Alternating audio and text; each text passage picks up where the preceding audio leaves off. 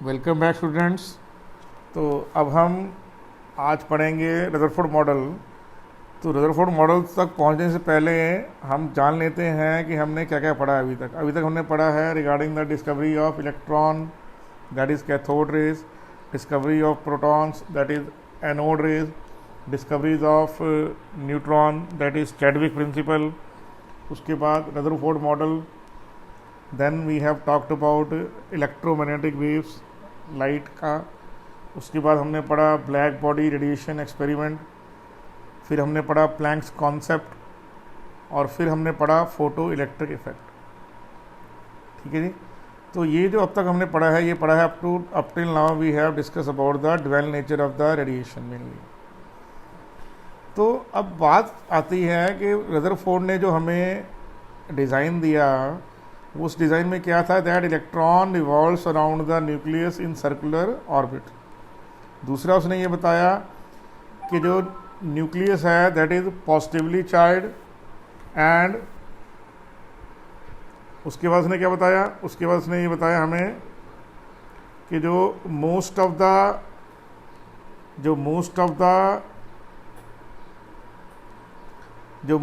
The mass है of the atom, it is concentrated in the nucleus. और उसके बाद उसने क्या बताया, that mass of the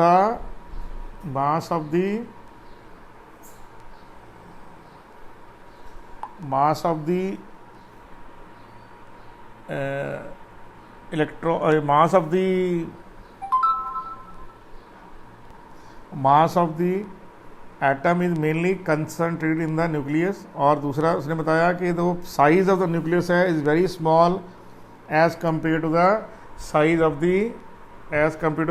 the atom, कि न्यूक्लियस का साइज बहुत छोटा है in comparison to the size of the atom.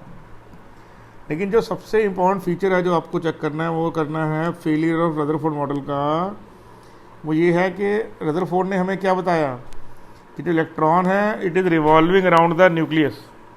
तो वो न्यूक्लियस के अराउंड रिवॉल्व कर रहा है। तो रिवॉल्व करता हुआ इलेक्ट्रॉन क्या है, रिवॉल्व करता हुआ इलेक्ट्रॉन एक चार्ज पार्टिकल है। क्लियर। तो वो चार्ज पार्टिकल क्या कर रहा है, न्यूक्लियस से इलेक्ट्रोस्टैटिक फोर्स ऑफ अट्रैक्शन ले रहा है।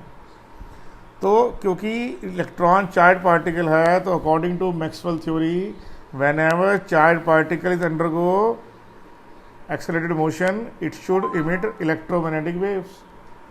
कि जो इलेक्ट्रॉन है अगर वो सर्कुलर मोशन करता है तो वो क्या है, एक एक्सेलरेटेड मोशन है। तो उसको फिर रेडिएशन देना चाहिए, उसको एनर्जी इमिट आउट करनी चाहिए।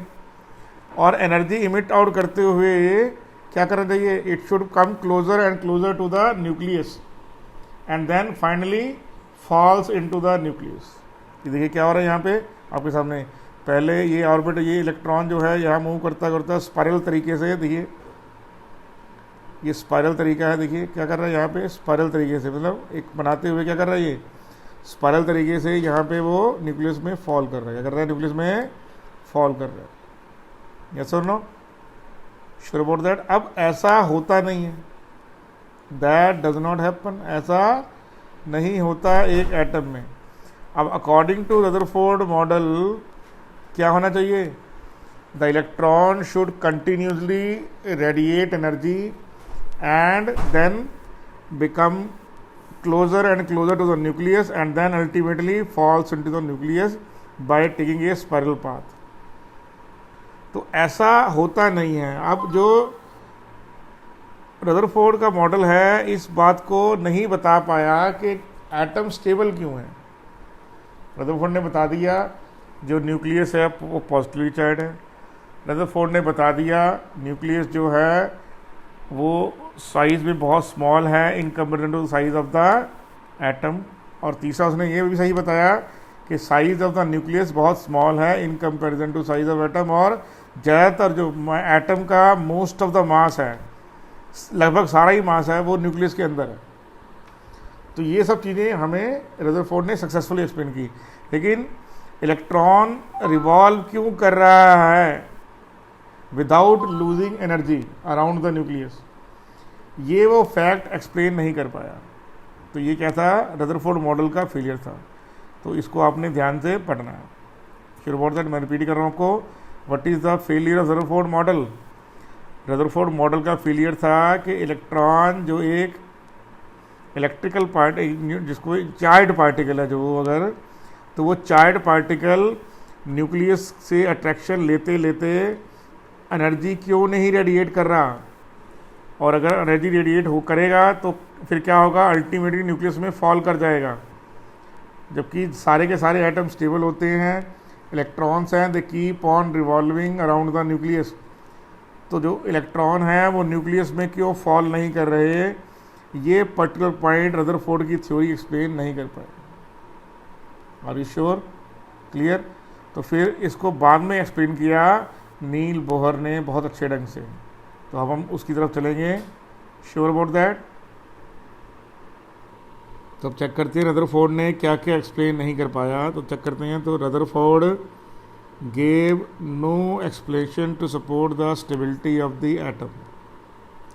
एटम स्टेबल क्यों है इसके बारे में कुछ भी जानकारी नहीं पाई। According to him the electron revolve around the nucleus at high speed in fixed path. तो ये सही था उसका, लेकिन ऐसा क्यों है ये नहीं बता पाया। Clear. This was in contradiction with the Maxwell findings. ये मैक्सवेल की फाइंडिंग से उल्टा था। मैक्सवेल की फाइंडिंग क्या थी, that accelerated charge particle always release electromagnetic radiations when in motion. Therefore, the electron had to emit electrons when in their own orbit. जो electron हैं उनको एनर्जी रेडिएट करनी चाहिए जब वो न्यूक्लियस के आसपास चक्कर लगा रहे हैं। तो ये रदरफोर्ड एक्सप्लेन नहीं कर पाया।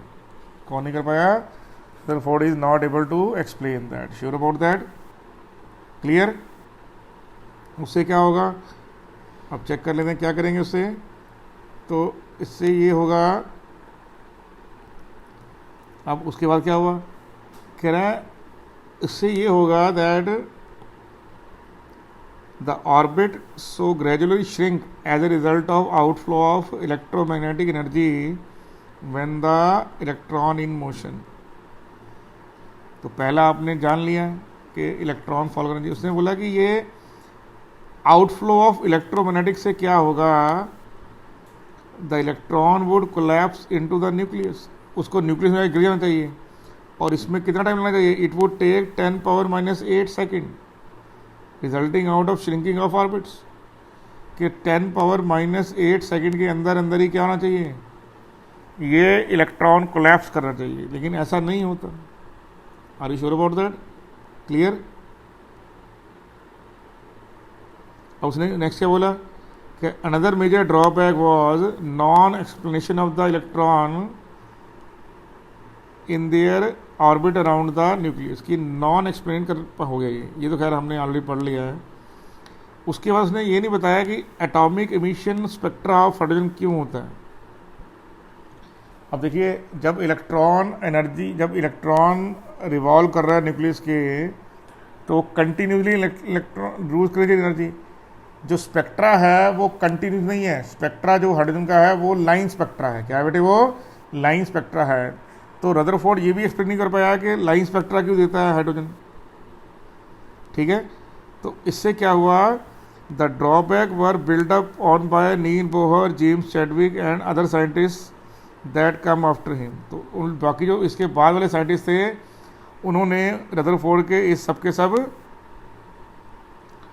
एरर को दूर किया कलेक्टिवली। लेकिन इसमें जो नील बोहर है उसका जो हाइड्रोजन एटम के लिए जो उसने सोचा अरेंजमेंट, वो सबसे ज़्यादा एक्सेप्ट किया गया। इसलिए हम अब नील बोहर के कॉन्सेप्ट को ही आगे पढ़ेंगे। Are you sure about that, clear understood. तो अब वापस हम इस मेन पॉइंट पे आ जाएं।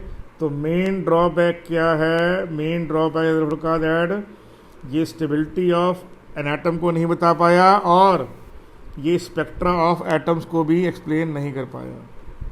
Sure about that, clear. तो ये जो पॉइंट है आपको अच्छी तरह से मेमोरी में आने चाहिए। तो रदरफोर्ड के जो ये आउटकम थे, उनकी फेलियर्स को रिमूव करने के लिए नील जो बोहर है, एक डेनिश साइंटिस्ट था, उसने एक मॉडल ऑफ एटम दिया, और उस जो मॉडल ऑफ एटम था वो बेस्ड था upon Planck's quantum theory of radiation पे। उसने इससे दो चीज़ें एक्सप्लेन की, नंबर वन एटम कैसा होता है, और लाइन स्पेक्ट्रा ऑफ हाइड्रोजन क्या है। इसके पहले बेसिक फंडामेंटल देख लेते हैं कि उसने क्या क्या दिया हमें, फिर पोस्टुलेट पढ़ेंगे इसके। उसने पहला प्रपोजल ये किया, बोहर मॉडल ने क्या किया, देखिए बोहर मॉडल ने क्या किया। उसने बोला as long as electron revolve in particular orbit, जब तक जो इलेक्ट्रॉन है एक ऑर्बिट में घूमता रहेगा वो एनर्जी रेडिएट नहीं करेगा, एनर्जी नहीं देगा। Therefore these orbitals are called stationary orbit. क्या बोलते हैं इनको हम? स्टेशनरी ऑर्बिट बोलते हैं। ठीक है, क्लियरिंग है आपको कि वो स्टेशनरी ऑर्बिट है। क्या बेटे? वो स्टेशनरी ऑर्बिट, एनर्जी लूज नहीं करेगा वो। As long as an electron revolve in an particular orbit, वो एनर्जी, तो वो क्या स्टेशनरी ऑर्बिट है। फिर each orbiter is associated with defined amount of energy, association होना, और उनको हम क्या बोलते हैं? Energy levels. क्या बोलते हैं? E means energy levels. फिर जो मोस्ट इंपॉर्टेंट बात है जो आपको समझनी है वो क्या है? वो ये है कि जब कोई इलेक्ट्रॉन जंप करता है lower energy level to higher energy level, वो कैसे करता है? By absorbing light. ठीक है नहीं? जब आप इलेक्ट्रॉन एक लेवल पर है, मान लीजिए ये आपको बना के दिखा रहा हूँ मैं, यहाँ पे देखिए, ये फर्स्ट ऑर्बिट है, ये सेकंड ऑर्बिट है। तो जब एनर्जी एब्जॉर्ब होगी तो एनर्जी एब्जॉर्ब होगा, इलेक्ट्रॉन हायर लेवल पे चले जाएगा। देखिए यहाँ पर, यहाँ से यहाँ एनर्जी एब्जॉर्ब हुई तो इलेक्ट्रॉन कहाँ चले गया? हायर एनर्जी लेवल पे एक्साइट हो गया। It jumps to a higher energy level. ठीक है, और फिर जितनी एनर्जी उसने एब्जॉर्ब की उतनी ही वापस देगा, चाहे एक स्टेप में दे चाहे बहुत सारे स्टेप्स में दे। तो जब वो इमिटिंग करेगा एनर्जी तो वो भी इन दी इलेक्ट्रोमैग्नेटिक रेडिएशन ही फॉर्म में होगा। आप इलेक्ट्रॉन को एनर्जी दे सकते हैं in the form of heat,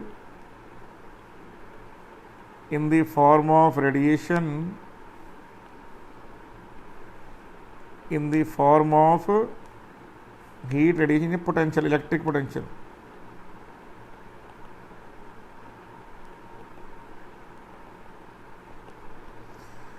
आप एक इलेक्ट्रॉन को एनर्जी सप्लाई कीजिए किसी भी फॉर्म में, हीट की फॉर्म में, रेडिएशन की फॉर्म में, या इलेक्ट्रिकल एनर्जी की फॉर्म में, लेकिन जब वो वापस करेगा आपको वो हीट, तो वो हमेशा इलेक्ट्रोमैग्नेटिक रेडिएशन की फॉर्म में ही वापस करेगा।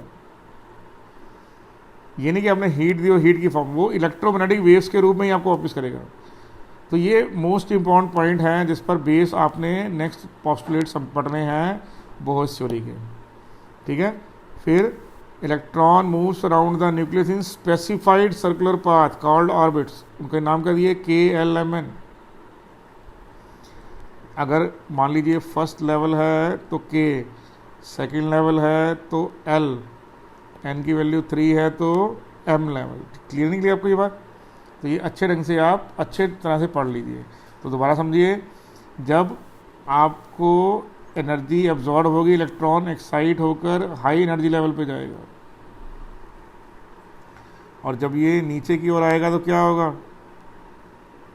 एनर्जी रिलीज, एनर्जी क्या होगी? रिलीज। क्या होगी? एनर्जी रिलीज होगी। क्लियर नहीं क्लियर?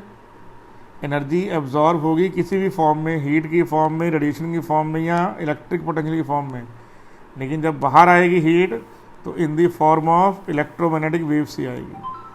तो इसका मतलब क्या हुआ? लोअर टू हायर जा रहा है, लोअर से हायर लेवल पे जा रहा है इलेक्ट्रॉन बाय एब्जॉर्बिंग एनर्जी, और हायर टू लोअर वापस आ रहा है बाय रिलीजिंग एनर्जी।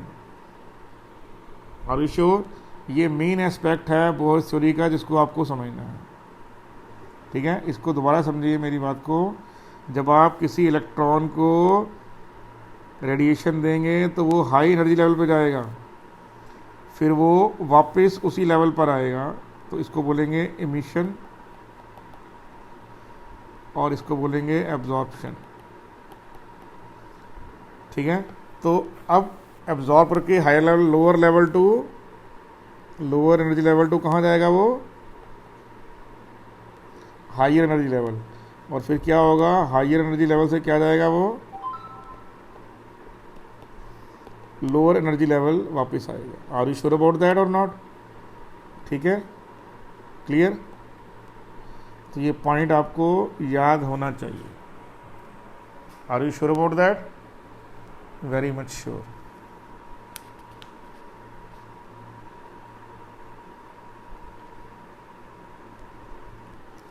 देखिए, अब हम पढ़ेंगे postulates of Bohr's theory. Postulates of Bohr's theory, तो ये आप सातों के सातों जो पोस्टुलेट्स हैं आपने ध्यान से पढ़ने हैं। फर्स्ट पोस्टुलेट क्या है यहाँ पे, electron revolve around the nucleus with defined velocity in concentric circular orbit situated at the defined distance from the nucleus. Nucleus से एक डिफाइंड डिस्टेंस पर सर्कुलर पाथ होते हैं, जैसे के पाथ है, सर्कुलर पाथ है। सर्कुलर मोशन में जो इलेक्ट्रॉन्स हैं रिवॉल्व करते हैं, और इन सर्कुलर पाथ का डिस्टेंस न्यूक्लियस से एक फिक्स्ड डिस्टेंस पर होता है हर एक एटम के लिए।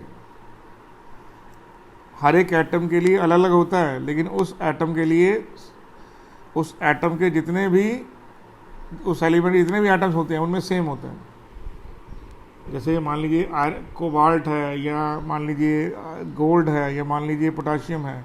पोटाशियम के सारे एटम का साइज सेम होगा, उनका अपने न्यूक्लियस से पहला ऑर्बिट, दूसरा ऑर्बिट, तीसरी ऑर्बिट का डिस्टेंस भी सेम रहेगा।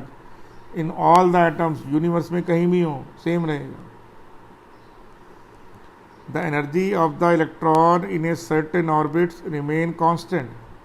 फिर जो एनर्जी होगी, energy of an electron in a certain orbit remain constant. ये हमने अभी पढ़ लिया है थोड़ी देर पहले ही, क्या कि जब वो अपने इलेक्ट्रॉन, जो इलेक्ट्रॉन अपने पाथ में घूम रहा है, ना वो एनर्जी रेडिएट करेगा ना एब्जॉर्ब करेगा। ठीक है ना, as long as it remain its orbit neither emit nor absorb energy. इसलिए इसको क्या बोलेंगे, स्टेशनरी स्टेट। क्या बोलेंगे इसको, स्टेशनरी स्टेट। सेकंड, जो एंगुलर मोमेंटम है, सर्कुलर मोशन में जो कोई चीज़ घूमती है तो एंगुलर मोमेंटम होता है, फिजिक्स में पढ़ा हुआ है आपने, तो वो क्वांटाइज्ड है। क्वांटाइज मतलब फिक्स्ड है, उसकी वैल्यू फिक्स्ड रहेगी, किसी फिक्स रहेगी। तो जो एंगुलर मोमेंटम है MER है, क्या है MER, वो किसके इक्वल है, वो है NH/2π के। तो H/2π फिक्स है, N वेरिएबल है। N क्या है यहाँ पर, वेरिएबल है। The motion of an electron is restricted to those orbit where its angular momentum is an integral multiple of H/2π। Clear आपको ये बात? तो जो H/2π है उसके फिक्स रहेगा। तो N वेरिएबल है यहाँ पर, N क्या है यहाँ पर, वेरिएबल है, और ठीक है, और H/2π फिक्स्ड है। So we have a relationship where MER equal to NH/2π, where M is mass of electron, V is velocity of electron and R is the radius of the orbit। Clear आपकी ये बात? जो MER है उसमें H की value क्या है, V की वैल्यू क्या है, R की वैल्यू क्या है, ये यहाँ पर उसने बता दिया। M है मास, V है वेलोसिटी, R है रेडियस। ठीक है, अब जो N की वैल्यू 1 2 3 4 है, 1 2 3 4 जो है, उनको हम क्या बोलते हैं, बोहर क्वांटम कंडीशंस या बोहर क्वांटम ऑर्बिट्स, क्योंकि उसकी एनर्जी फिक्स्ड है। Clear? Next point, the energy of an electron changes only when it moves from one orbit to the other. एक इलेक्ट्रॉन की एनर्जी तभी चेंज होती है जब वो एक ऑर्बिट से दूसरे ऑर्बिट में मूव करता है। And electronic transition from inner orbit to the outer orbit involves absorption of energy. क्या होता है उनके अंदर, एब्जॉर्प्शन ऑफ एनर्जी होगा। क्या होगा, absorption of energy. Similarly when an electron jump from an outer orbit to inner orbit it releases energy. ये already हम बता चुके हैं आपको। ठीक है जी। उसके बोला the energy release in the form of radiation of a certain frequency, कि जब हाइयर ऑर्बिट से लोअर ऑर्बिट में इलेक्ट्रॉन जंप करेगा तो एक देखिए क्या होगा, डेल्ट ई की वैल्यू क्या होगी, एच न्यू, ये आपने पढ़ा हुआ है। क्लियर आपकी बात? तो ये पोस्टुलेट आपको अच्छे ढंग से याद करने हैं। Are you sure about that? Very much sure. Clear? तो उसके बाद हम करेंगे बोहर रेडियस पे डेरिवेशन। तो कैसे होगा वो चेक करते हैं हम।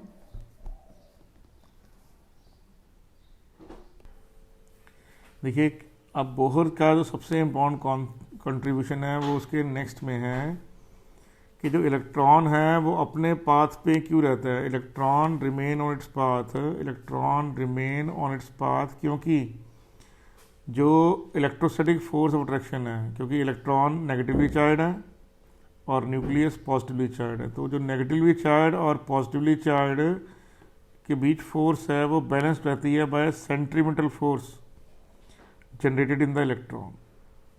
ठीक है, न्यूक्लियस पॉजिटिवली चार्ज है, ठीक है जी, और जो इलेक्ट्रॉन है वो नेगेटिवली चार्ज है। तो इन दोनों के बीच में क्या होता है, इन दोनों के बीच में एक इलेक्ट्रोस्टैटिक फोर्स जनरेट होती है। तो वो जो इलेक्ट्रोस्टैटिक अट्रैक्शन है इस न्यूक्लियस में और इस इलेक्ट्रॉन में, वो इस इलेक्ट्रॉन में एक सेंट्रीपिटल फोर्स एक्सर्ट करती है। जो सेंट्रीपिटल फोर्स क्या करती है, it is acting towards centre. ठीक है, जो सेंट्रीपिटल एक्सेलरेशन की वैल्यू होती है वी स्क्वायर बाय आर। तो मास, तो फोर्स क्या होती है, मास इनटू एक्सेलरेशन। तो M V square by R क्या हो जाएगा, सेंट्रीपिटल फोर्स क्या हो जाएगा, सेंट्रीपिटल फोर्स हो जाएगा। ये फिजिक्स में पढ़ाया जाएगा आपको, डोंट वरी अबाउट दैट। ठीक है ना, बस इसको आपने याद रखना है। तो हम समझते हैं ये है क्या है।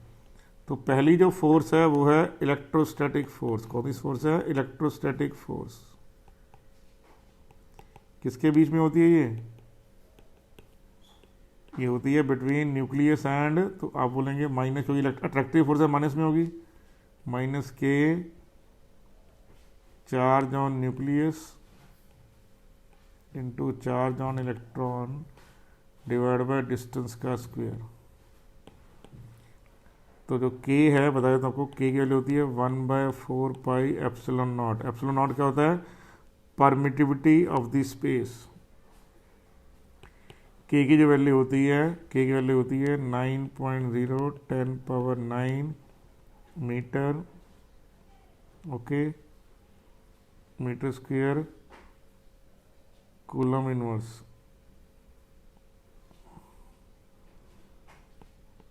न्यूटन। ठीक है ना, तो ये k की वैल्यू होती है यहाँ पे, ये आपको याद रखनी है। और श्योर ये k की वैल्यू है, एक्सपेरिमेंटल वैल्यू है, इसलिए याद रहेगी आपको। तो ये -4, चार्ज ऑन न्यूक्लियस क्या होता है, number of proton into charge of one proton, charge on electron की वैल्यू डिवाइड बाय आर का स्क्वायर।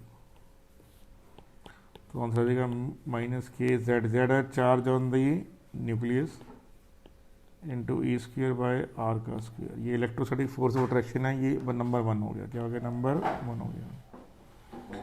फिर है फोर्स सेंट्रीपिटल।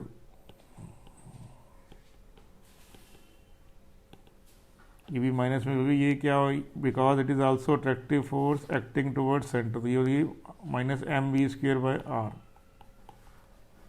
तो ये दोनों इक्वल हैं, तो टेकिंग 1 और 2, आपने 1 और 2 को लिया, माइनस से माइनस कट गया, आंसर आ गया kz² by r² equal to mv² by R. R से आर कैंसिल आउट हो गया, तो आंसर आ गया mv² equal to kz² by R. तो v की वैल्यू क्या आ गई, kz² by mr। This value is third value, yes और नो। अब सबको मालूम है यहाँ पे जो mvr है यहाँ पे वो इक्वल टू nh/2 होता है। ये क्या है, जो mvr इक्वल टू nh/2 है, क्या है ये है हमारे पास पोस्टुलेट्स ऑफ बोहर। बोहर का पोस्टुलेट कौन सा था ये?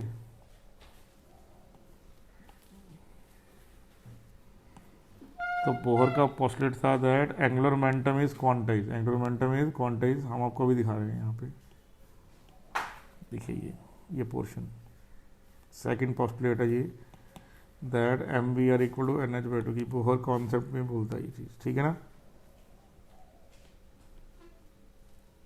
तो हमारे पास सेंटीमीटर को क्या है, M V square by R आ गया, ठीक है जी, क्लियर। तो ये एम वी आर, अब ये कितना आ गया, ये नंबर 4 आ गया। तो 4 और 3 को ले लीजिए आप। तो अब एम वी आर है तो इसको करेंगे आप लोग v is equal to N H by 2 pi M R. तो v से कितनी होगी, N square H square by 4 pi square M square R square. ये नंबर 5 आ गया। अब आप क्या करेंगे, अब आप 3 और 5 को लेंगे। 3 भी वी स्क्वेयर चेक कीजिए और 5 भी क्या है, वी स्क्वेयर है। तो आप यहाँ पे पुट कर दीजिए। तो वी के लिए क्या पुट करेंगे, चेक करो ध्यान से। तो ध्यान से K Z E square by M R, K Z E square by M R is equal to what, is equal to N square H square by 4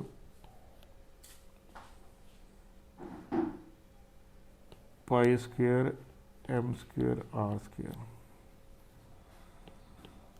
तो चेक कीजिए यहाँ, ये एम आर का स्क्वेयर है, ये एम आर है, cancel out हो गया। आंसर आ गया 4 pi square M R. Answer आ गया एन स्क्वेयर एच स्क्वेयर। ये वैल्यू कितनी है, के जेड ई स्क्वेयर। क्लियर आपकी बात। फिर यहाँ पे क्या होगा, ये आर ऊपर आ जाएगा और ये के जेड ई नीचे रहेगा। तो आंसर आ गया R is equal to N square H square by 4 pi square M K Z E square, ठीक है। तो अगर आप हाइड्रोजन आइटम लेंगे यहाँ पे, तो हाइड्रोजन में जेड की कितनी होती है, जेड की वैल्यू होती है 1 और एन की वैल्यू क्या होगी 1, क्योंकि हाइड्रोजन में फर्स्ट शेल होती है। ई की वैल्यू है 1.60 T 10 power minus 19 coulomb. H की वैल्यू है 6.626 10 पावर माइनस 34 जूल सेकेंड। मास इलेक्ट्रॉन है 9.1 10 पावर माइनस 31 kg। फिर आपकी बात, के की वैल्यू है 9.0 10 power 9 newton metre square coulomb inverse 2, ठीक है। आप सारी वैल्यूज़ यहाँ पुट कर दीजिए। सारी वैल्यूज़ पुट करने के बाद आपके पास जो आर की वैल्यू आएगी, क्या आएगी, आर की वैल्यू आ जाएगी 0.529 इंटू 10 पावर माइनस 10 मीटर। तो आर के लिए कितनी आ जाएगी 0.529। This value is called angstrom. अब ये जो वैल्यू आई है यहाँ पे हाइड्रोजन आइटम में क्या होगा, Z1 होगा N1 होगा। तो ये जो बोहर कॉन्सेप्ट से रेडियस आई है बोहर की, ये वही रेडियस की वैल्यू है जो उसके एक्सपेरिमेंटल वैल्यू से। तो हम दोबारा बोल रहे हैं, radius experimental value of radius and Bohr's calculated values have the same answer। जो बोहर्स थ्योरी से मिली रेडियस है और जो किससे, कैलकुलेशन से मिली हुई रेडियस है, और जो एक्सपेरिमेंट से मिली रेडियस की वैल्यू है, दोनों रेडियस की वैल्यू क्या है, सेम है। इसलिए बोहर कॉन्सेप्ट को सही माना गया। अगर आप यहाँ पर n और z को ना रखो तो फॉर हर तरह के जो एटम है, बाकी सब रख देंगे, तो हर तरह के एटम के लिए क्या आएगा, हर तरह के एटम के लिए जो वैल्यू आएगी वो आएगी 0.529 n स्क्वेयर जेड बाई ए। देखिए पिछले केस में क्या रखा था हमने यहाँ पे Z1 N1, कहाँ, हाइड्रोजन के लिए। अगर हाइड्रोजन के अलावा दूसरे किसी के लिए निकालनी है तो आपने क्या करना है, यहाँ पे आपने यहाँ पे N और Z को नहीं लगाना, वो देख के लगाना है। Sure about that. तो ये जो है बोहर कॉन्सेप्ट सही हो गया। क्या हो गया? बोहर कॉन्सेप्ट सही हो गया। तो Bohr concept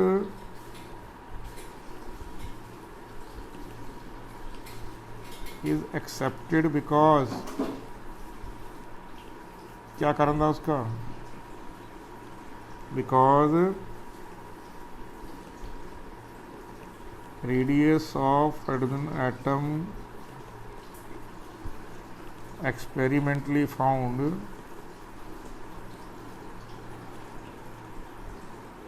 and calculated from Bohr's concept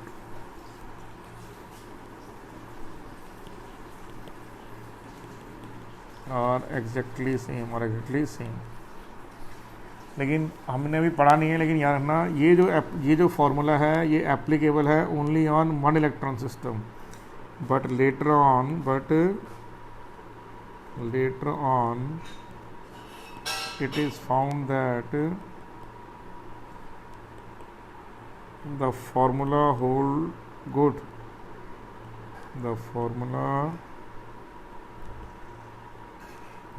for hydrogen and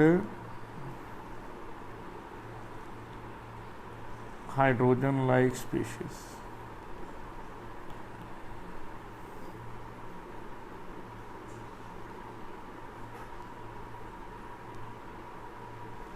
जो हाइड्रोजन और हाइड्रोजन लाइक स्पीशीज हैं उनके लिए ये बहुत बेस्ट है, उनके लिए क्या है, बहुत ये बेस्ट है। क्लियर निकली आपको मेरी बात? Are you sure about that? मैं दोबारा बोल रहा हूँ, this formula is hold good for hydrogen and hydrogen like species. Are you okay with that? Sure about that ना? Very good, nice. देखिए आपको समझना है हाइड्रोजन लाइक का मतलब क्या है। यहाँ पे जैसे हाइड्रोजन है, इसमें एक ही इलेक्ट्रॉन है, सबको मालूम है, ठीक है। जैसे हीलियम का आयन है, इसमें भी एक इलेक्ट्रॉन होगा, ठीक है।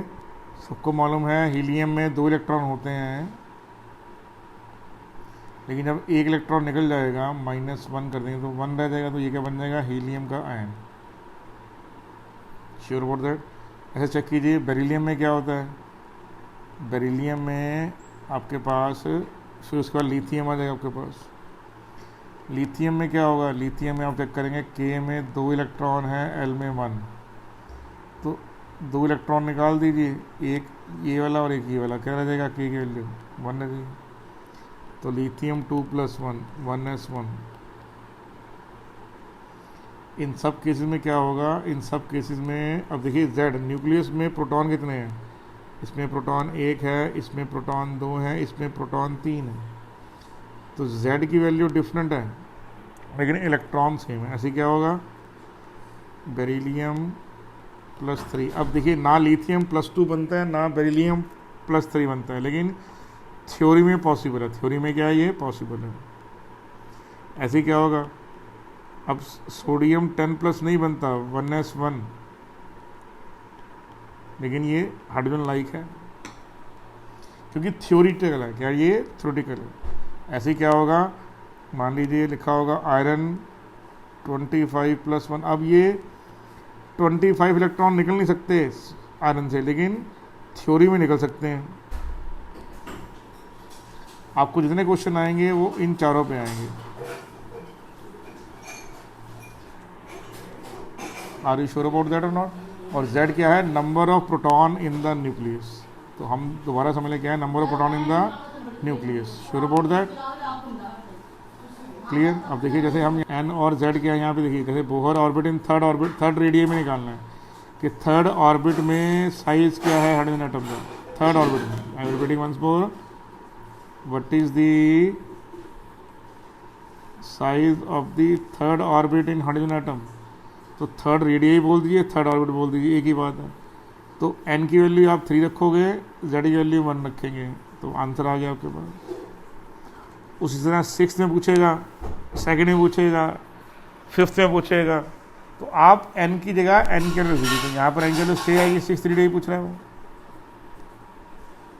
Are you sure about that? Clear? ऐसे ही हीलियम या मान लीजिए लिथियम आयन पूछ रहा है। लिथियम आयन में in lithium 2+ ion radius of the second orbit क्या है?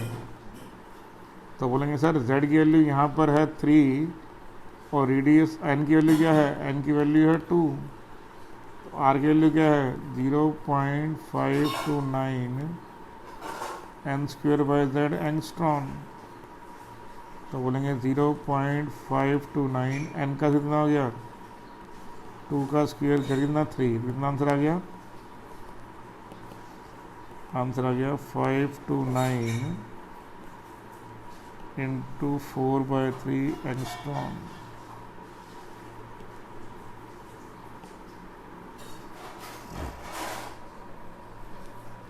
लिखने के लिए आपको मिल गया। Are you sure about that? तो ये सिंपल फैक्ट्स आपको याद होने चाहिए। श्योर? तो ये किसका कॉन्सेप्ट था? ये था बोहर रेडियाई कॉन्सेप्ट। क्या था? Bohr radii concept. Are you sure about that? Okay, ये आप अच्छे ढंग से याद रखिए ताकि आपको ये याद रहे।